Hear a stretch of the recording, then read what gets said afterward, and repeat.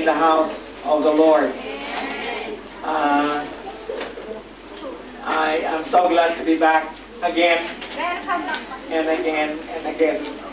And I had a wonderful time as before, but this trip was quite special to me. And because the Lord has opened a lot of doors of opportunity to minister. And I think of all my travels, this has been the travel that I had preached so much. I actually preached 9 times. 7 beses akong bahagi ng salita ng Panginoon. Now, of course, 5 of those are during the convention. And then I spoke again for 4 times in different churches. God is good. I have to turn down a lot of invitations between you and me while we are absent from one another. And I thank the Lord for the faithfulness of many. We have a lot of first. I think ours, some leaders, this debut first time. Okay, congratulations. And also, yesterday we had a wonderful preacher. He went beyond my expectation. And Sister Joy Pailado started to become a preacher of the church for Saturday. I wish that all of you will become one. Okay? And if there is anything in my heart's desire is that you are going to be used for the glory of God in all His fullness. Amen? And so, today I'm not going to preach, but I'd like to take this opportunity of inviting all ministry leaders after the service to remain, and we are going to talk about some important things. And so, just like every time I come back, I wish to see all the leaders. And so, please remain after the service, and we will talk about our plans for the next few holidays that we are going to have. Dalawa yata ang holiday natin ngayon. First one on Wednesday, and the other one is on the 15th. Okay, so let's talk about that. And another thing, I want to encourage more of you to do some reels, video reels. Talong-talo kayo ng Saturday group. Okay, the Saturday group has produced a lot of those already, and more on the pipeline. But the Sunday group only had one from Sister Nikki. Okay? And so, I think you need a little more prodding, and we are going to discuss this afternoon the what are we supposed to do to produce a good video reel. And I believe this is a new medium for us to declare the Word of God, and it has more napapanahon po yung ganon. And yung medium na yun ay it is very timely for us to seize the opportunity while we can. And so without much further ado, our speaker today is Sister Mylene Ramos.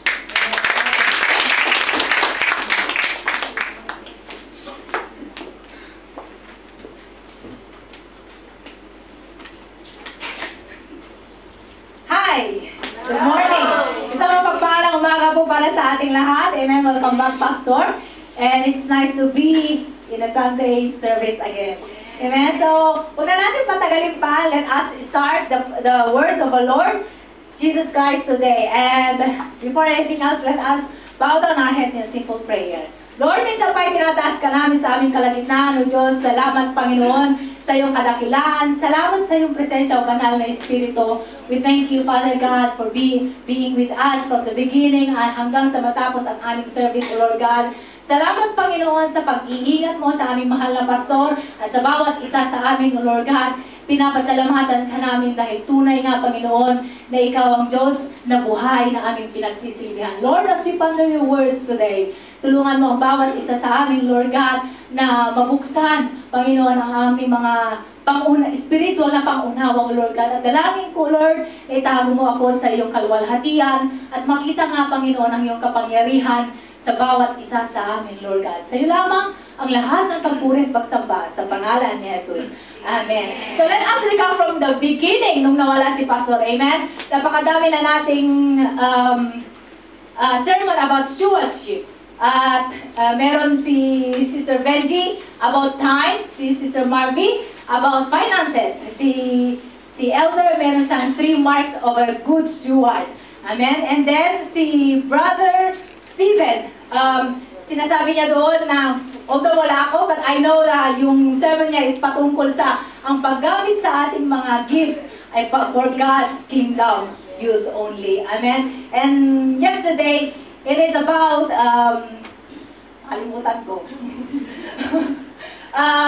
a good steward of God's gift. Yun ang sermon ni Sister Joy sa Sabado yesterday. And nung tinatanong ko si Lord, Lord, ano pa ba ang kailangan kong ibahagi sa mga kapatiran kong ito? Sabi ko, bago ba ako nag-message kay Pastor, sabi ko talaga, kailangan makagawa muna ako ng outline bago ako mag-message sa kanya na hahabol akong mag-sermon. Amen? And then, parang wala naman na. I think, sabi ko na sermon na lahat patungkol sa stewardship. Amen? But then, God reminded me of His most precious possession, and that's His people. So our message for today is this one: a steward of God's people. Say the word with me: steward. Amen. And it is found in Exodus 18:20. Being a good steward of God's people doesn't only mean you have to be a leader. Well, of course, kailangan ang mga leaders ay kailangan good stewards of God's people. But then, hindi lamang nalilimitahan ang pagiging good steward ng God's people sa pagiging leader. But then I believe every believer of our Lord Jesus Christ is a good steward, must be a good steward of God's people. Lalong-lalo na kung ikaw lang yung believer within your family, within your circle of friends, at sa loob ng ating employer's house. Amen? Kung ikaw lang ang believer sa mga taong sa gitna ng mga taong yun, then you are the steward of God's people. Naniniwala ba kayo nang yung pamilya ay among God's people, nang yung mga kaibigan ay pag-aari ng ating Panginoong Jesus, nang yung mga employers ay binigay ng ating Panginoong Jesus dahil sila ay mahal niya. Amen? And this is our text in Exodus 18:20. It says, teach them His decrees and instructions and show them the way they are to live and they are to behave. In Tagalog, ituro mo sa kanila ang mga utos at tagubilin at ipakita mo sa kanila ang paraan ng kanilang pamumuhay at kung paano sila kumilos. Every good steward of God's people, hindi lang natitigil dito, teach. Marami sa atin ang teacher. Marami sa atin ang nagme-mentor. Amen? But then, kailangan, kapatid, when you teach, you have to show them as well. Sabi nga natin lagi, walk the talk. Amen? Balikan natin ang background ng Exodus. Di ba? Ang ating Panginoong Jesus, God commanded Moses through a burning bush na kailangan niya from the deliverance of His people, the Israelites, from the slavery of the Egyptian. Amen. Mula pa sa pagkapanganak ni Moses, inihanda na ng ating Panginoong Jesus ang kanyang buhay para gamitin niya para sa kanyang mga tao. Remember, the Israelites were oppressed and they were crying out. They were in Egypt, in slavery of the Egyptians in 430 years. Imagine mo, kapatid, kung 430 years kang nasa amo mo na hindi mo gusto. Amen? Slavery yan. Hallelujah. They are in slavery for 130 years. Kung sa panahon pa natin ngayon, wala na. Hindi na tayo aabot ng 430 years. And they were oppressed. Amen. Hirap na hirap ang mga Israelita sa pagkakaalipin nila mula sa Ehipto. And God heard their cry. Amen. And He used Moses to deliver them from slavery. The calling of Moses to the burning bush is so amazing. It's a divine encounterment. And each of us, naniniwala ako na kung sinasabi mong iniligtas ka na ng ating Panginoong Jesus, naniniwala ako that you have the divine encounterment of Him already. Then, that qualifies you to be a steward of God's people. Amen. At itong passage na to, sinabi ito ng kanyang father-in-law na si Jethro.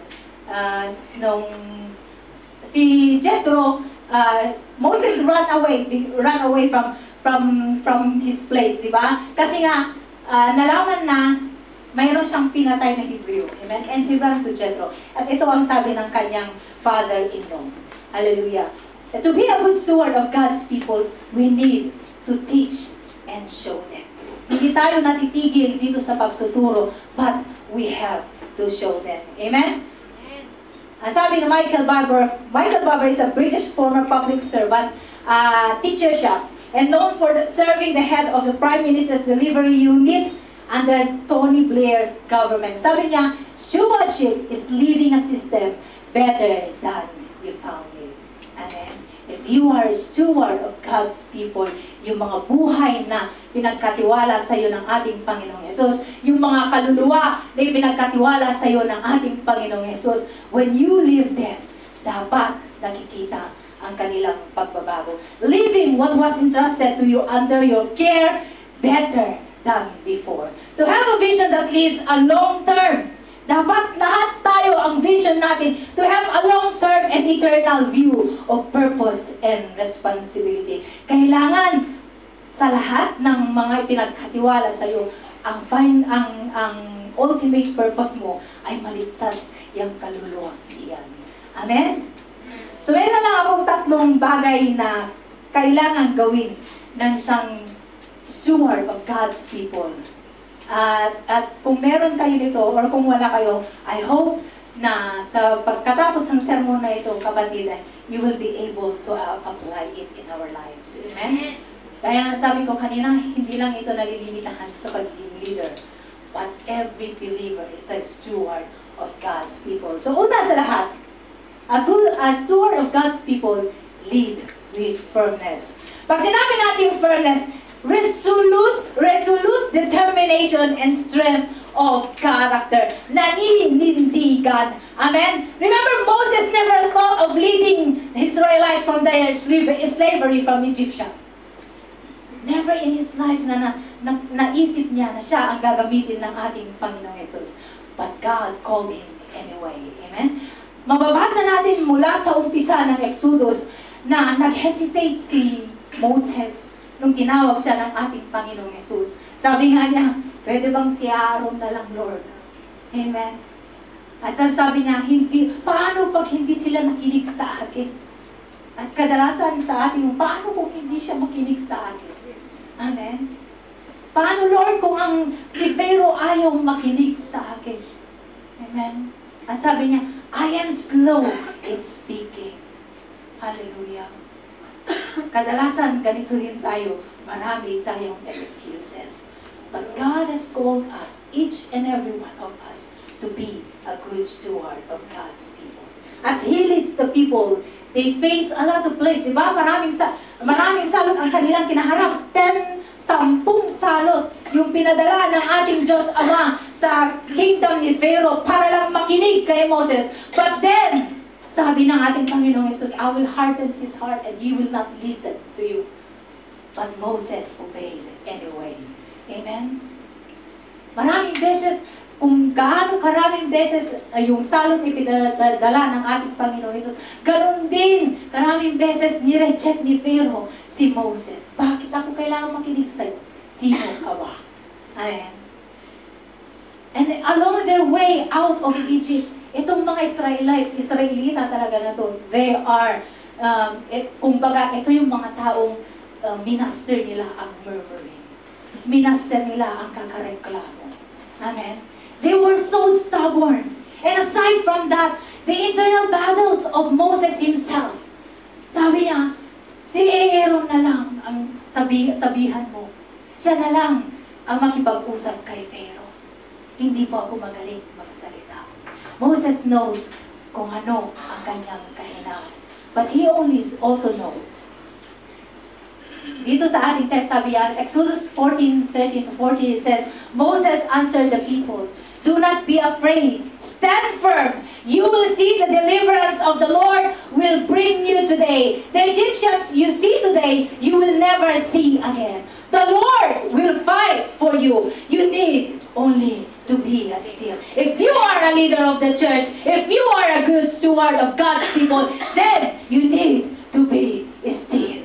Amen. Manindigan ka sa katotohanan. Manindigan ka sa pangako ng ating Panginoong Jesus. Despite of the eternal battles of Moses, despite ng kanyang mga nararanasan, si Moses stand firm. At inanindigan niya ang nagagamitin siya ng ating Panginoong Jesus for the deliverance of the Israelites from slavery. Moses knows kung ano ang kanyang pinaninindigan. God promised him that He will deliver those people. Amen. Nakita niya ang resulta ng kanyang pagiging matatag in leading the Israelites. At ang sabi dito, the Lord will fight for you. It is a good reminder for all of us that the Lord will fight for you. We are equipped. And though we are equipped, victory is always won by God alone. Hindi sa ating sariling kakayahan. Amen. Moses stand firm on the promise of God. And above all, kilala ng ni Moses ang Diyos na kanyang pinagsisilbihan. Amen. Diba? They were talking face to face. Hindi nga lang niya nakikita ang mukha, but God is talking to him face to face.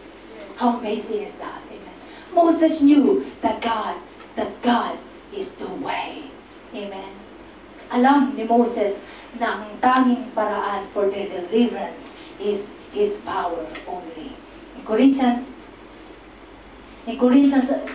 16-13, it says, "Be on guard, stand firm in faith, be courageous, and be strong." This is God telling us today, be on guard, stand firm, be courageous, and be strong in Him. Amen. We must be on lookout to any threat of our faith. Amen.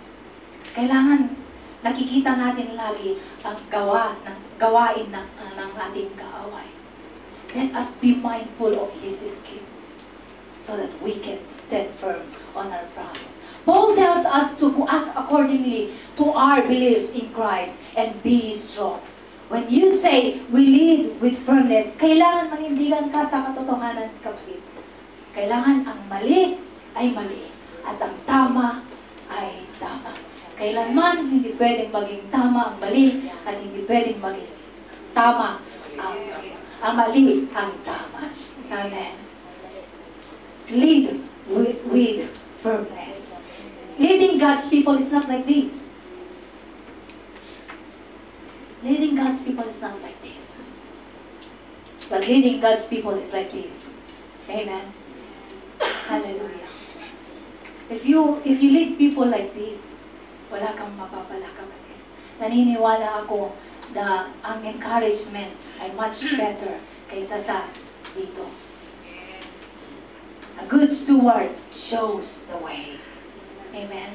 When you are leading people under your care, you should be like this. Let's do this.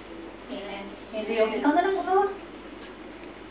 ikaw na lang at ikaw na lang. Amen. As a good steward of God's people, stand your ground and direct them to the Word of God. Kung merong mali kapatid at hindi mo alam kung anong sasabihin mo, direct them to the Word of God. Check what the Lord has to say. Hindi yung nakikiayon ka na lang. Amen? Kadalasan kapag ka-close natin, nahihirapan tayong i-correct.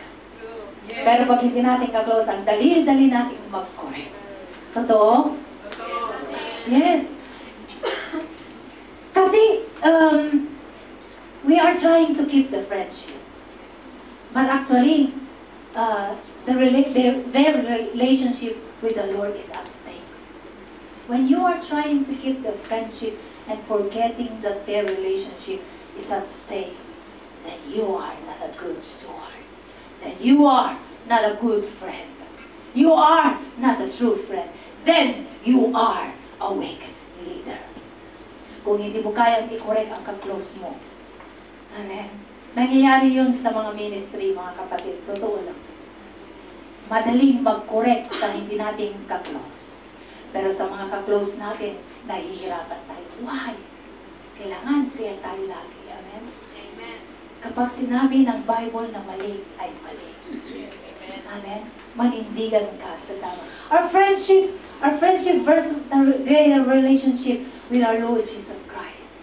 Kailangan dun ka sa highest state, dun ka sa pinaka-ultimate goal natin to keep their relationship with our Lord Jesus Christ. Lagi kong sinasabi ito, I'd rather lose you as a friend in telling you the truth rather than keeping you in lies.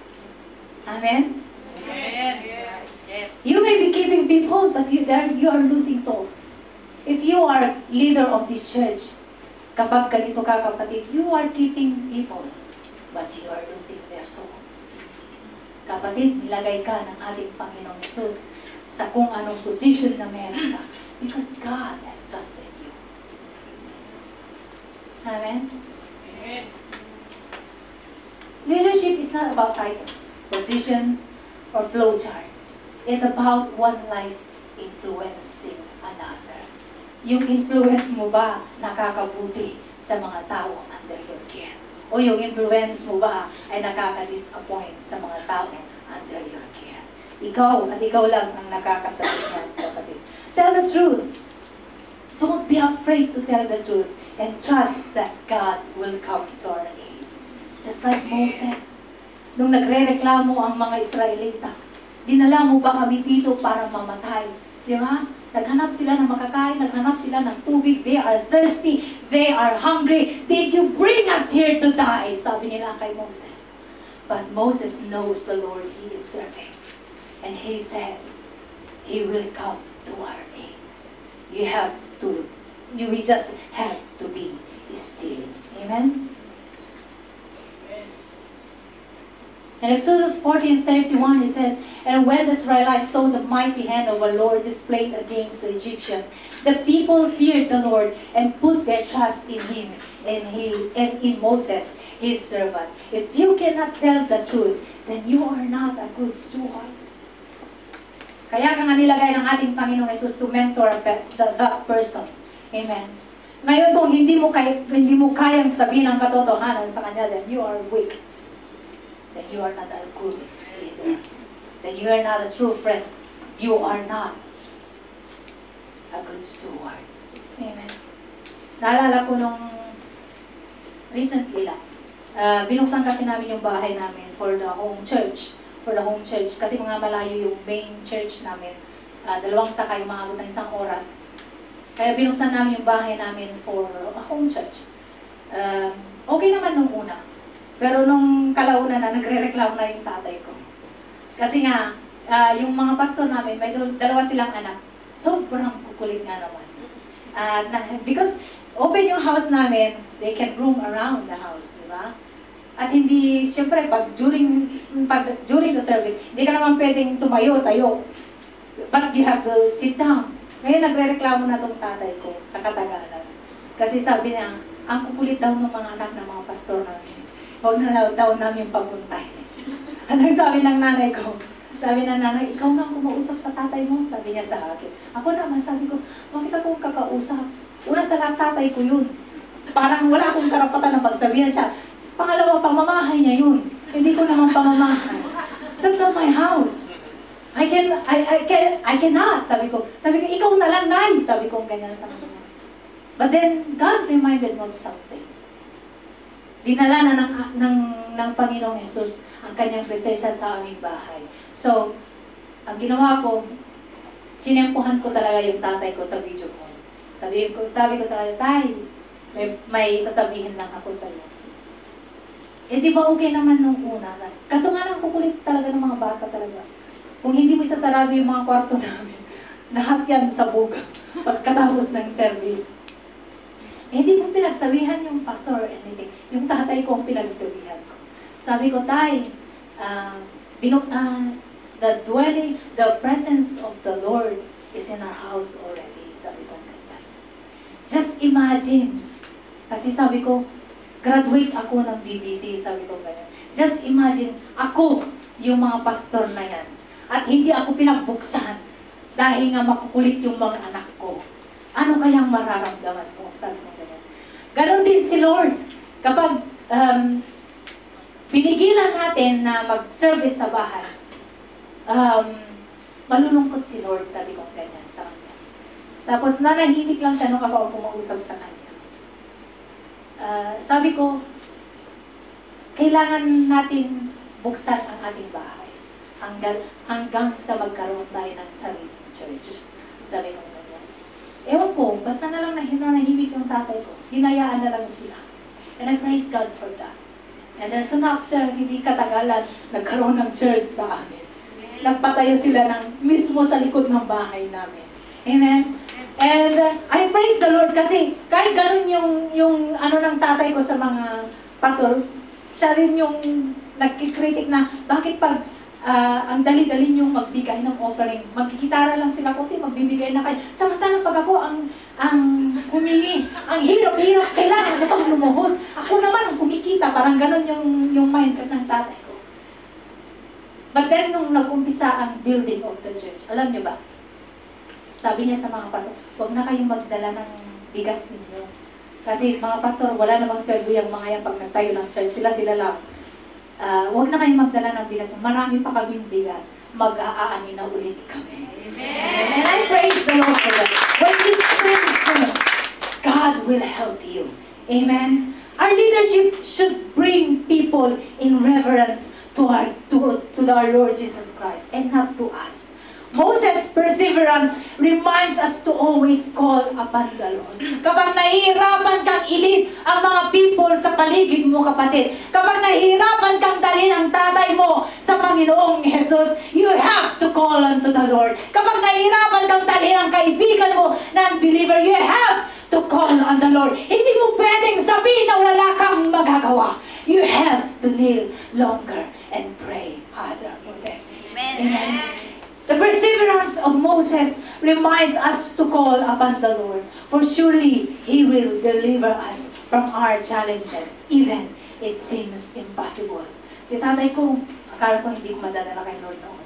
Pagkatagal-tagal, lalo na si nanay ko naman. Pero nauna pa si nanay ko kay tatay ko na maniwala sa ating Panginoong Jesus. Moses' leadership gives confidence to the Israelites. Ganun din dapat tayo. Amen. As we lead God's people, our stewardship of them must give confidence to others to draw nearer and nearer to our Lord Jesus Christ. In Corinthians 15:58, it says, "Therefore, beloved brothers, be steadfast, immovable, always abounding in the Lord's work, because you know that your labor is not in vain in the Lord." Amen. Kahit hindi ka na-appreciate, kapatid, kahit hindi nakikita ng mga kapatiran mo ang ginagawa mo, magpatuloy ka lang dahil nakikita ng Diyos ang ginagawa mo para sa Kanya. Huwag kang panginan. Stand firm on the promises of our Lord Jesus Christ. Kapag tinawag ka, alam niya na mapagkakatiwalaan ka, kaya kailangan mong panindigan. The person sitting next to you, maybe sa susunod na linggo, wala na yan. Amen? Your friend Ay. May mawawala sa ito. Hallelujah. Yes, the people sitting next to you, maaaring next Sunday wala na yan. Amen. Your friend right now may not be your friends next week. Amen. The time spent together matters. Paano mo siya ini-influensya? How do you lead them to Christ? Ikaw na lang ba yung umaayon sa just go with the flow? Or ikaw yung naninindigan sa katotohanan patungkol sa ating Panginoon Jesus? Lead them with firmness in truth and in love. Amen. Kailangan pag nag-lead ka naman, pag nag-correct ka naman, with love naman. Amen. Yung tipong pag nag-correct ka, hindi mas lalong mapapalayo yung mga tao under your care. Kung hindi, mas lalong lalapit sa ating Panginoon Jesus. Nakikita ang kanyang mali dahil sa leadership mo. Amen. And it will lead them nearer and nearer to our Lord Jesus Christ. Lead with firmness. Ang mali ay mali. Ang tama ay tama. Hallelujah. Pangalawa, a steward of God's people learn effectiveness. In Exodus 18:24 it says, Moses listened to his father-in-law and did everything he said. Ito yung pagkakataon na binisita ni Jethro, si Moses. Jethro is his father-in-law. At nakita niya kung anong ginagawa ni Moses. Sabi nga niya sa kanya, anong ginagawa mo? Kasi siya lahat ang gumagawa. When he delivered the Israelites already, siya lahat ang gumagawa. Ang sabi ni Jethro sa kanya, anong ginagawa mo? Bakit ikaw at ikaw lang ang gumagawa? Amen. And Moses, ang sabi niya kay Moses, ito ang gawin mo. At kaya ito, in Exodus 18:24 it says, Moses listened to his father-in-law and did everything he said. Bakit pinagkatiwalaan ni Moses si Jethro? Pwede naman siya makipag-usap kay Lord agad. Amen? Moses is a priest of Midian. At kilala siya that he is an organized man. Dito tumakbo si Moses nung pinatay niya ang isang Hebrew at nalaman ng ibang tao. Jethro advises Moses to delegate responsibilities of resolving disputes. Sabi ni Jethro, yung mga minor issues, sila na lang ang mag-ayos. The major issues, sa'yo dalhin. Delegate the responsibility to other people.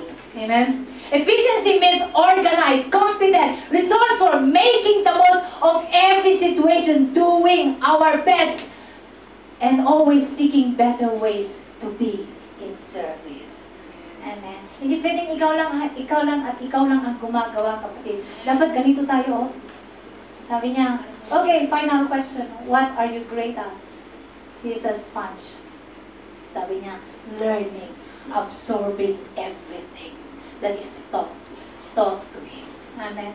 Dapat para tayong sponge. Ina-absorb natin lahat ng mga aral na kailangan. Dapat nga lahat tayo nabibisi para hindi nahihirapan yung mga leaders natin. Totoo lang. Para hindi na tayo nagdi-DMM, mag-BBC na lang kayo. Amen. Mag-BBC na tayo lahat para hindi na tayo nahihirapan. Para mag-concentrate na lang tayo in evangelizing. Amen. It means that knowing God will hold us accountable for what is presented to us, as well as kung ano ang gagawin natin sa mga natanggap natin mula sa ating Diyos Ama. We have a lot of programs of the church. Meron tayong DMM, meron tayong Evangelism Explosion, meron tayong BBC. Nagdi-DMM pa kayo. Naiintindihan ko, alam niyo, sabi ni Pastor sa amin sa mga Saturday, kapag walang newcomer, wag na mag-DMM. Same old faces. Yes. Same old style. Amen. Tapos yung pattern pa ng DMM, same old pattern. Kapag walang bagong pag walang newcomer, baka pwede mag-evangelize na tayo. Yung mga dinidm mo nung last year, baka pwede nang i-delegate to evangelize. Kailan tayo huling nag-evangelize? Puro DMM na lang tayo. Hallelujah. Let's start to change our strategy. Strategy. Palitan naman natin yung style natin. Amen. Puro na lang tayo DMM, same old faces. Tapos ang topic palaging tights. Amen. Pero yung adherent mo hindi pa rin nagta-tights. Baka pwedeng palitan na natin yung style natin para ma-encourage sila. Amen. Let us evangelize. Let us delegate. Alam niyo, natutuwa ako kay Leader Joy. Kaya siya ang leader ko sa Saturday, si Leader Joy. Kasi lahat kami merong kanya-kanyang trabaho. Hindi yung isa kailangan mag-follow up. Yung isa, presider. Yung isa sa kanya ang presider. Yung isa naman, kailangan nagre-remind ng mga dapat gawin. Delegate the responsibilities. Amen? It feels good when we are so expert on all things. Napaka-gaan sa kalooban kapag alam mong importante ka sa iglesia. Alam mong importante ka sa ministry. It feels so good and it feels so important kung ikaw lang at ikaw lang ang nakakaalam ng mga bagay-bagay. But being the only one and not training people is a serious problem. Amen. We are meant to be mentoring others. Kaya ka nga leader. Ganun din sa ating mga pamilya. Hindi pwedeng padala ka na lang ng padala without telling them na mag-ipon naman sila. Amen? The same true with our employers. Hindi pwedeng yes ma'am ka na lang ng yes ma'am kahit ayaw mo. Kapatid, kaya ka nahihirapan sa employer mo kasi puro yes ma'am ka. Hindi ka naninindigan sa dapat. Meron kang karapatan. Sabihin na nila, huwag ka mag-day off next week. Yes, ma'am. Karapatan mo yun, kapatid. Kaya ka hindi nagiging efficient, kaya hindi ka malaya sa amo mo, kasi ikaw din ang nagtuturo sa kanila kung paano ka itrato. Amen. Not training people is a serious problem. Mapapagod ka, kapatid. Ikaw na leader na ikaw at ikaw lang ang gumagawa. Kung hindi mo dinelegate ang mga responsibilidad, mapapagod ka. At hindi dapat ganun. We are not efficient by that. Kailangan mong i-assign ang mga kapatiran natin. As a community of believers, we must train people and show them the way. Siyempre, hindi mo isasalang, basta na mo na lang isinala. Sige, kumanta ka dyan. Hindi naman ganun. But you have to show them the way. Sabihin mo, mag-pray ka, pero hindi mo man lang tinuruan kung paano mag-pray. Ang hindi nagbabasa dito sa pulpit. Amen? Mag-preside ka. Sabihin mo, yung presider mo nagbabasa ng kanyang mga reminders. When you delegate responsibilities, show them the way. Okay? Kailangan i-train mo sila bago mo sila isalang. Hindi ka pwedeng basta-basta na lang nagsasalang. Amen. Yan ang purpose mo kung bakit tinawag kang leader. Yan ang purpose mo kung bakit ka tinawag na steward of God's people. Amen. Train people and delegate responsibilities. All leaders are learners. Lahat tayo are learners. The moment you stop learning, you stop leading. Kami mga preachers, naniniwala kami na kailangan talaga namin mag-aral. Kahit familiar kami sa mga ibinabahagi namin sa inyo, kailangan pa rin namin mag-aral. At sabi ko nga kay Leader Joy, sabi niya kahapon sa akin, alas 4 na ako na madaling araw nakatulog sis. Pero nakatulog daw siya after the service. Sabi ko sa kanya, welcome to the club na hindi natutulog ng mga nagsaserve. Kahit familiar kami sa mga ibinabahagi namin sa inyo, kailangan pa rin namin mag-review. Amen? And when you stop learning, you stop leading. Ano ang ituturo mo? Kung ikaw mismo na leaders ay hindi natututo. Kung ikaw mismo na leader ay hindi willing matuto. Amen. Sabi dito, our process is extremely efficient. Yung mga programs natin are extremely efficient. Pero sabi sa kabila, but you are not actually going anywhere. Kasi pabalik-balik lang tayo. Teach lang tayo ng teach, pero hindi natin pinapakita kung ano ang dapat gawin. Efficient steward do not create followers. They create more leaders. We create more stewards of God's people. Amen? Amen. Kaya huwag ganito. Paulit-ulit lang, paikot-ikot lang tayo. We have to train people. We have to delegate the responsibility. So how to be effective? Meron pa pala. A person can wear a title without actually being effective. Totoo. Pwede kang maging leader na hindi ka naman talaga nag-lead. Tama? Yes. Leader lang na nga makungkunang. Hindi siya nag-lead. Nasasabing leader lang, pero hindi talaga siya nag-lead. A person can wear a title without actually being efficient. Efficient ba tayo sa ating mga ministry? Ikaw lang, kapatid, ang makakasagot mo. Mamaya, pagdating, Lord, efficient po ba ako sa aking naging ministry? Lord, am I a good steward of your people? Lord, yung mga pinagkatiwala mo ba sa akin, nakikita ba na mayroon silang pagbabago? O yun at yun na lang din, or naging worse? Amen. Hallelujah. And how to be effective? Obey God's word. Of course. Number 1. Powered by God's word. In everything we do, we consult God's word. Pangalawa, active prayer. Of course. Paano katatawag sa ating Panginoong Yesus kung wala kang prayer life? Amen. Even Jesus prayed. Diba? Ikaw pa kaya? Set spiritual goals. Set and actively works towards them. Hindi ka lang yung nagsiset ng goals ninyo within the cell group, tapos hindi mo naman trinatrabaho. Mag-evangelize tayo next week. Sabi mo sa mga kagrupo mo, pagdating ng next week, 2 na lang kayo natira, hindi na kayo tumuloy. That's wrong. Set goals and actively work towards it. Be committed to your ministry. Cultivate talents of others. Amen? Discover mo naman, baka yung katabi mo marunong kumanta. Mag-gitara. Baka yung katabi mo marunong kumanta. Para pag nawala yung isa, may kapalit. Amen? Amen.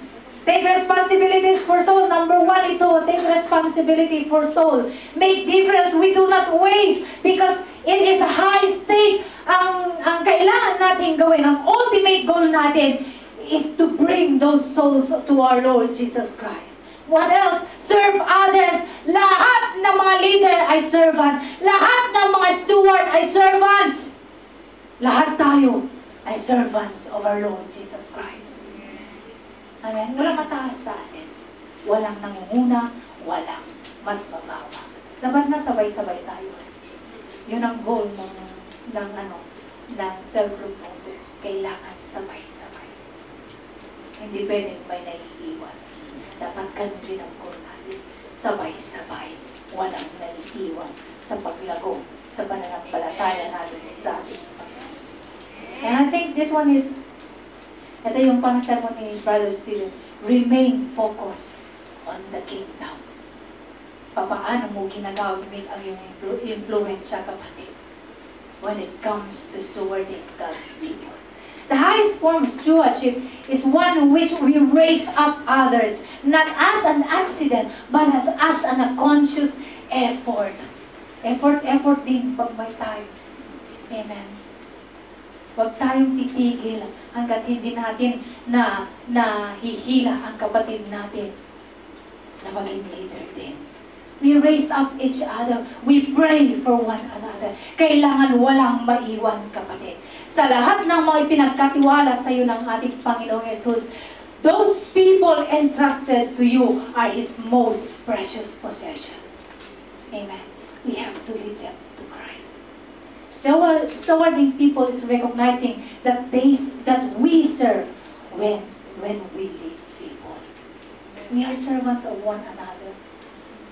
Natututo ka sa akin, natututo ako sa iyo. Hindi pwedeng one way lang. Amen. Kailangan natututo tayo sa bawat isa. Kaya hindi mo pwedeng sabihin talaga na wala kang magagawa. Amen. When you lead people, meron kang magagawa para sa kanila. Kung ginawa mo na talaga lahat, sinabi ko na si Smiley, sinabi ko na ang kailangan niyang marinig, ginawa ko na meron ka pang magagawa, kapatid. Pray harder. Yung last result mo is to pray harder for those people. Amen. In Matthew 20:26 it says, "It shall not be this way among you. Instead, whoever wants to become great among you must be a servant." We need to remember that we serve one another as we serve our Lord Jesus Christ. Sabi ni Peter, in a learning organization, ang hirap kasing i-pronounce ang apelyido niya, Sinch. In a learning organization, leaders are designers, stewards, and teachers. They are responsible for building organizations where people continually expand their capabilities to understand complexity, clarify vision, improve shared mental models. That is, they are responsible for learning. A good steward of God's people must be open to new ideas, considering all sides, and above all, consulting our Lord Jesus Christ. Kapag nag-move forward ka sa sinet mo na goals para sa iyong cell group, para sa iyong pamilya, kailangan mo i-consider ang lahat ng sides. And above all else, kailangan mong consult our Lord Jesus Christ. Lord, ito pang gagawin namin ay makakalugod sa iyo. Will it expand the capabilities of my family, of the people under my care? Amen. That is being a good steward. That is being efficient to our ministry. Pangatlo, panghuli. The steward of God's people love uprightness. When we say uprightness, exhibits integrity in principle or practice, doing what is right in the eyes of our Lord, living honorably according to His word. And in Exodus 33:13 it says, "If you are pleased with me, teach me your ways, so I may know you and continue to find favor with you. Remember that this nation is your people." Ito yung pagkakataon that God declared abandoning Israelites because of their stiff necks. Matitigas ang ulo ng mga Israelites. They are stiff-necked. Matitigas ang mga ulo. Naalala niyo yung storya na while Moses in the Mount Sinai, kausap ang ating ang Diyos Ama. Diba silang nasa baba, nagmumurmur na sila. Nasabi nila sa isa't isa, hindi na natin alam kung ano ang nangyayari kay Moses. Hindi nga natin alam kung babalik na talaga siya. At sabi nila kay Aaron, why don't we make a God? Diba? And then they made the golden calf. Diba? And they worship it. Dahil sa pagkat mainipin nila, they made a great mistake. Amen. At pagbaba ni Moses, nakita niya, they are worshiping that golden calf. Galit na galit siya. Di ba? Kaya nga, yung original tablet of the Ten Commandments ay nawasak because of that. Amen. Galit na galit siya. Moses and then, remember, and also in Exodus, makikita natin yung word na tent of meeting. Wherein everyone that is inquiring of the Lord doon na pupunta. Hallelujah. Moses is so obsessed with uprightness. At sa lahat ng pagkakataon, kapatid, even doon sa mga severe moments nila, Moses, mababasa natin that Moses keeps talking to our Lord Jesus Christ. Lagi siyang nakikipag-usap sa ating Diyos Ama. Kumukonsulta sa kanyang mga plano. Kumukonsulta in every step as He delivered those people to Canaan. Moses, ang sabi niya, in this account, sabi niya, God declared abandoning Israelites already. Dahil sa pagiging matigas nila ng ulo. Paulit-ulit na lang.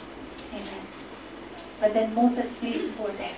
Ang sabi niya, tandaan mo, Lord, remember that you have called me. Ikaw mismo ang tumawag sa akin. Ikaw mismo ang nagsabi sa akin that you will deliver your people. Sabi mo nga, these are your people. Ikaw mismo ang tumawag sa akin. Moses pleads in response for these people.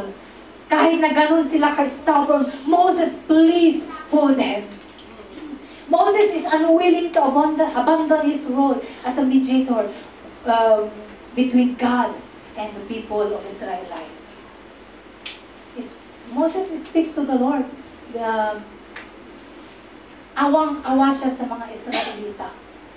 And sometimes, dahil sa pagiging stubborn ng mga tao na nililid natin, tayo mismo ang nawawalan ng focus. Yes. Tayo mismo ang naiinis. And we forget that we should be walking uprightly in the presence of our Lord Jesus Christ.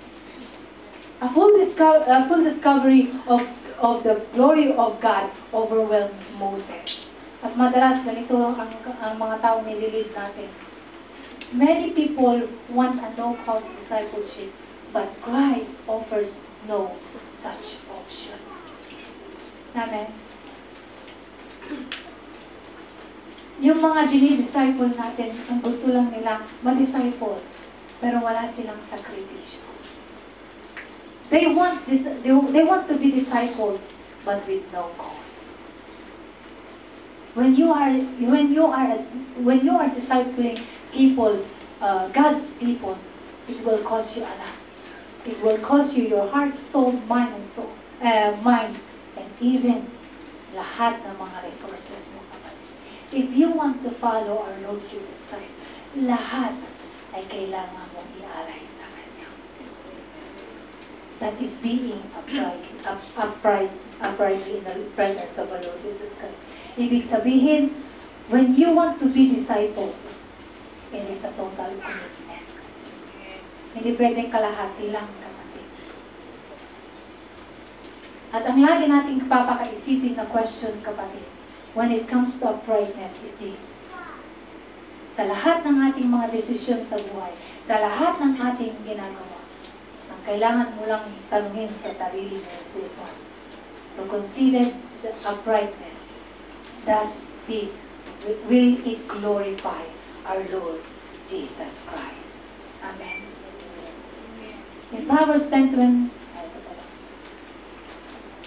the way of the Lord is a refuge for the blameless, but it is the ruin of those who do evil. Pursuing God leads to eternal life.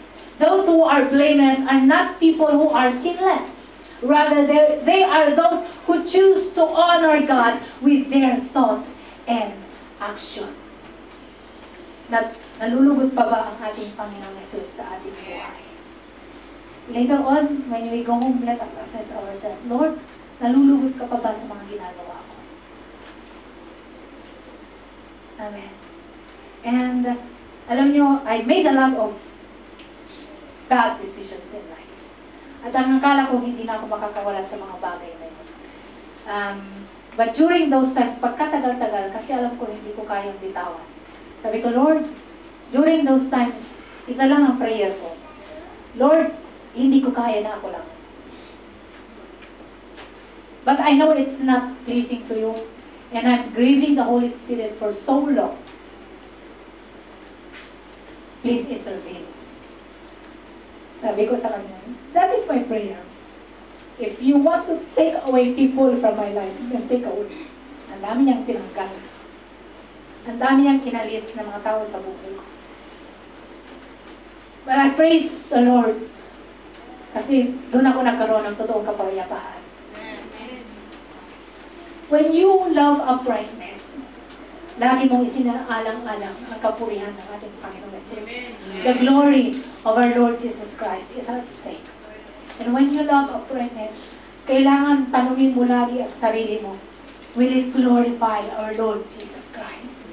Yun lang ang kailangan mong sagutin, kapatid, every time na nag-aalanganin ka. Alam niyo, pag nag-aalanganin ka sa isang decision, it means no. It means no. Kasi, the ways of our Lord, laging mapayapa. Amen. You know that it is the will of the Lord when you are at peace. Pero pag wala kang kapayapaan, it's not the will of the Lord Jesus Christ. Love uprightness. Mahirap nga naman lumakad ng matuwid araw-araw. Totoo lang. But we have to. Kasi the glory of our Lord Jesus Christ is at stake. Amen? So mamaya tanungin mo sa sarili mo, Lord, nalulugod ka pa ba sa akin? Nalulugod ka pa ba sa lahat ng aking ginagawa? We are responsible in stewarding our followers. We work hard to gain. Sheep follow blindly. So make sure you are leading them towards Christ. Let us conduct one's life in an upright manner and with moral standard that reflects our relationship with our Lord Jesus Christ. Hindi naman ibig sabihin na perfect ka, kapatid. But every time you make a decision, let us always consider the glory of our Lord Jesus Christ. Amen? Paano natin sasabihin that we love uprightness? Within our church, within our cell groups, kung tayo nga lang din hindi nagkakaayos. Amen? Di ba? Nagkaka-conflict, and it's normal to have conflicts inside the cell groups. Merong mga hindi pagkakaunahan inside the cell groups, inside of your family, inside of your circle of friends, inside the house of your employers. Normal na meron tayong mga hindi pagkakaunahan. Pero ang hindi normal ay ang end goal lagi natin. Ang hindi normal ay ang ating hindi pagkakaayos-ayos. Amen. In every conflict, ang end goal lagi ng being a good steward, of a good steward of God's people, is kaayusan. Amen. Hindi ba rin magkandagulo-gulo kayo? But at the end of the day, kailangan kapatid, kaayusan at pagpapatawad ang nananatili. Amen? So normal lang yung mga conflict na yan inside the cell group. It's okay. But your end goal must be this. Peace and forgiveness. Amen. Hindi mo pwedeng sabihin, you are a steward of God's people, pero hindi ka marunong magpatawad. Magpatawad ka, uy. Hallelujah. In Proverbs 2 says, he owns success in store for the upright. He is a shield to those whose walk is blameless. Amen. Kung marunong ka, when you love uprightness, kapatid, God holds success in every endeavor that you have. Hallelujah. Kung lagi mong isinasaalang-alang ang kalwalatian ng ating Panginoong Yesus, sigurado magtatagumpay ang lahat ng iyong plano. Kung lagi mong kinukonsulta ang ating Panginoong Yesus when it comes to making decisions, sigurado magtatagumpay ang mga plano mo. Amen? Amen. Hallelujah.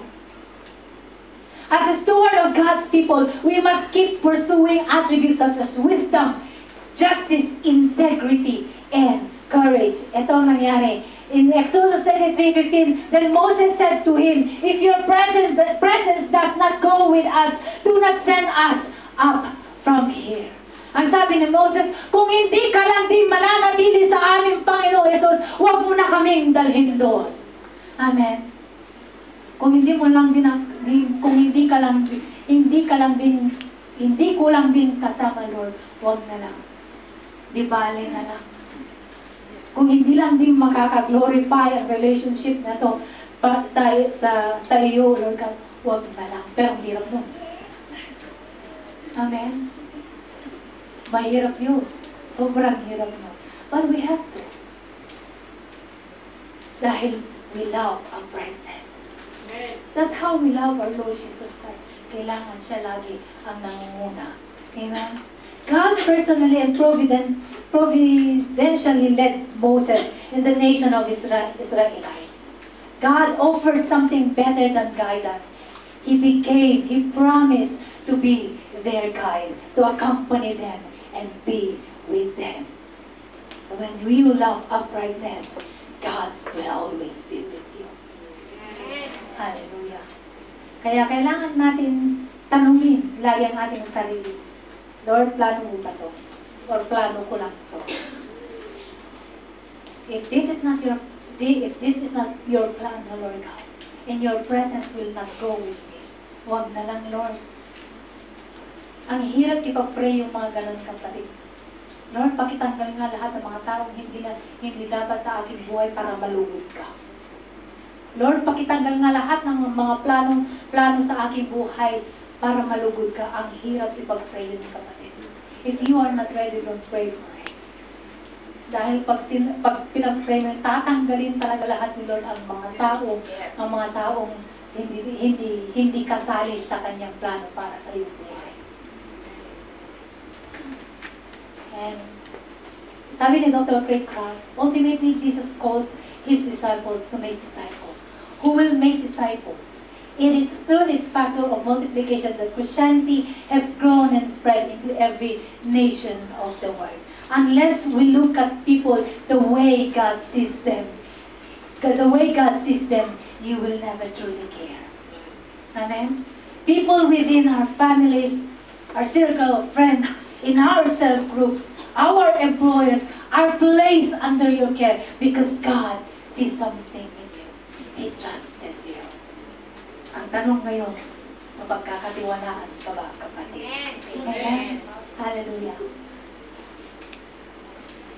Love people, serve people, and point them to Jesus when they ask why you care. Palagi ng kagloryahan ng ating Panginoong Jesus ang nangunguna. When they ask you, why do you care so much about us? Point them to Jesus. Sabihin mo, because Jesus loves you. Amen. If you see someone falling behind, if you are a steward of God's people, if you see someone falling behind, walk beside them. Amen. If you see someone being ignored, find a way to include them. If you see someone drowning in sin, at huwag mong sasabihin na hindi mo alam, kapatid, when you are steward of people, God will give you discernment para malaman mo no, kung yung mga nililid mong tao ay nasa kasalanan o hindi. Madalas lang ini-ignore natin yung mga discernment na yun. When you see someone drowning in sin, pray for them. Amen.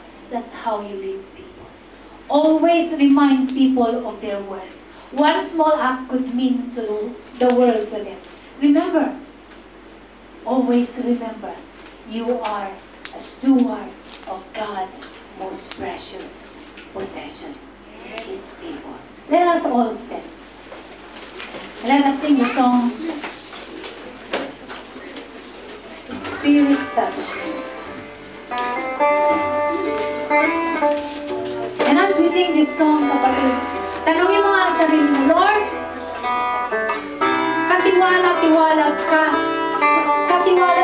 po ba ako sa mga taong ibinigay mo sa akin?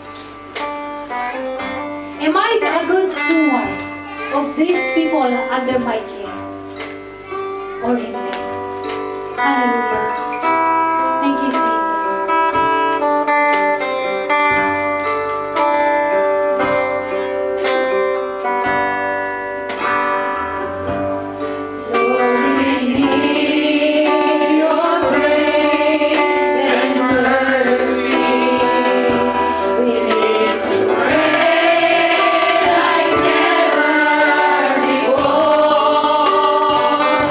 We need a power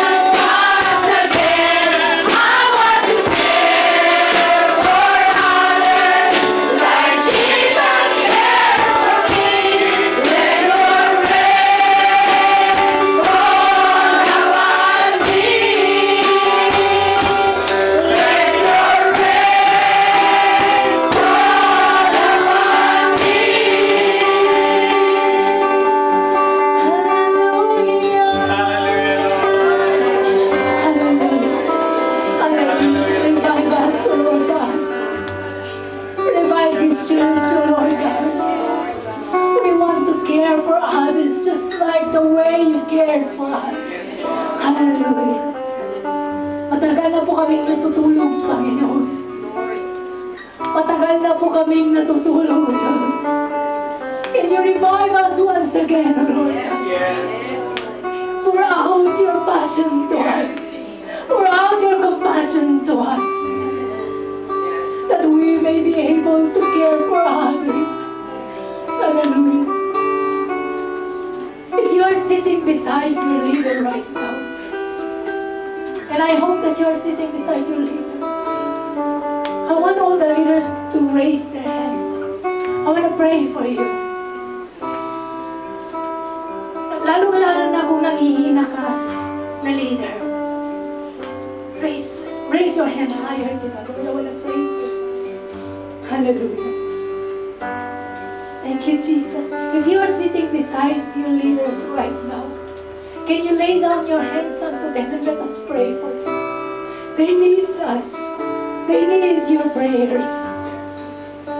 Akala natin ang mga leader nito matatago. Akala natin bulletproof ang mga leader natin. But above all, let us see itong mga leaders natin ang unang pinupuntirihan ng kalaban. And if you care so much about your leaders, we will pray for them.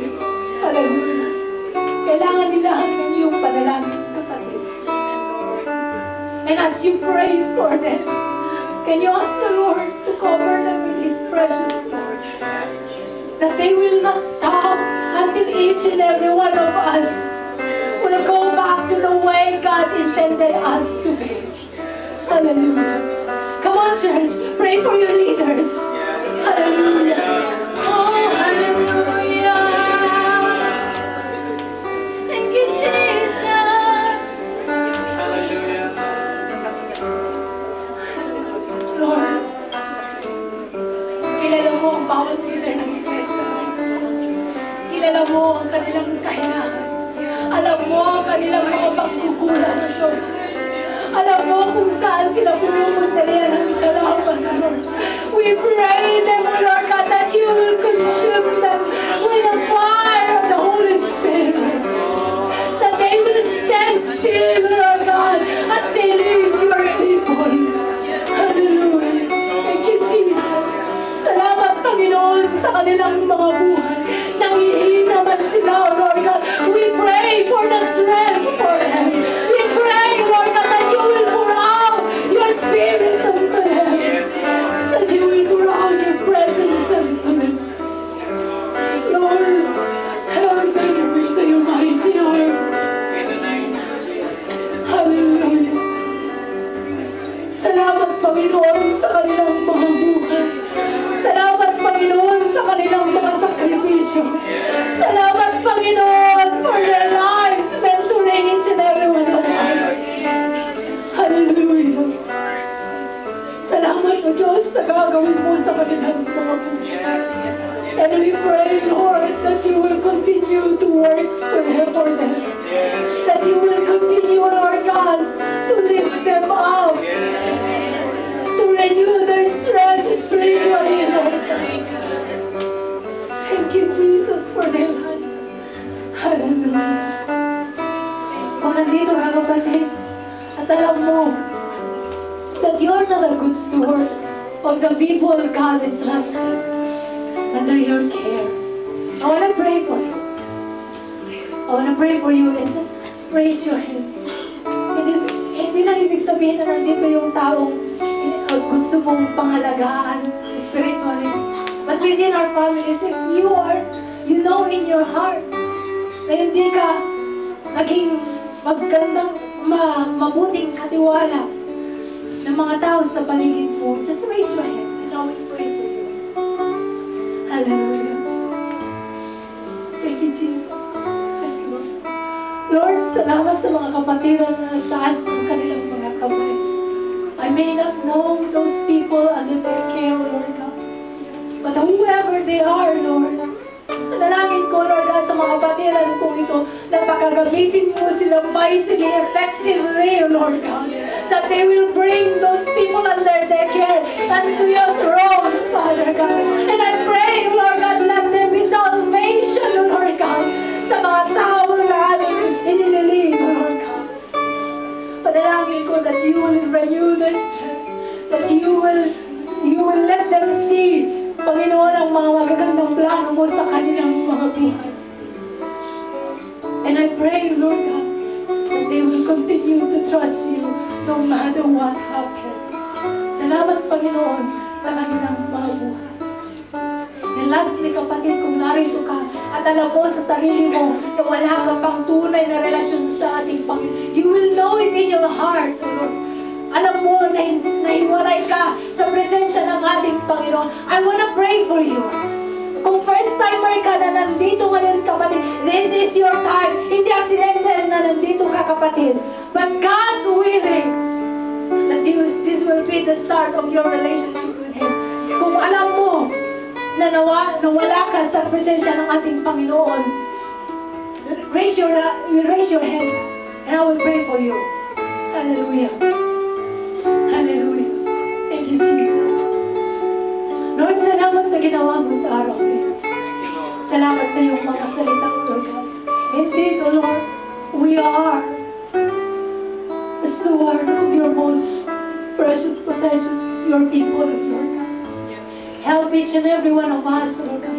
Tulungan mo ang bawat isa sa amin to stand firm in our faith, Lord God, as we lead them. Tulungan mo ang bawat isa sa amin to be efficient in enforcing, Lord God, sa mga kailangan namin gawin, Lord God. Tulungan mo ang bawat isa sa amin, Lord God, that we will love uprightness, Lord God. Na ang kaluguran mo lamang, Panginoon, ang kalwalatian mo lamang, Panginoon, ang aming limithin sa aming mga buhay. Lord, thank you for reminding us. Thank you, Father God. We thank you for those people under our care. Help us, Lord God. Sa iyo lamang, Panginoon, namin pinagkakatiwala ang bawat kaluluwa na narito sa lugar na ito. At sa lahat ng mga kaluluwa, pinagkatiwala mo sa amin. Lord, have your way unto them. Help us to lead them towards you, Lord God. Lord, salamat. O Banal na Espiritu, salamat. Thank you for being with us today. Sa iyo lamang, Panginoon, ang lahat ng papuri at pagsamba. Sa pangalan ni Jesus. Amen.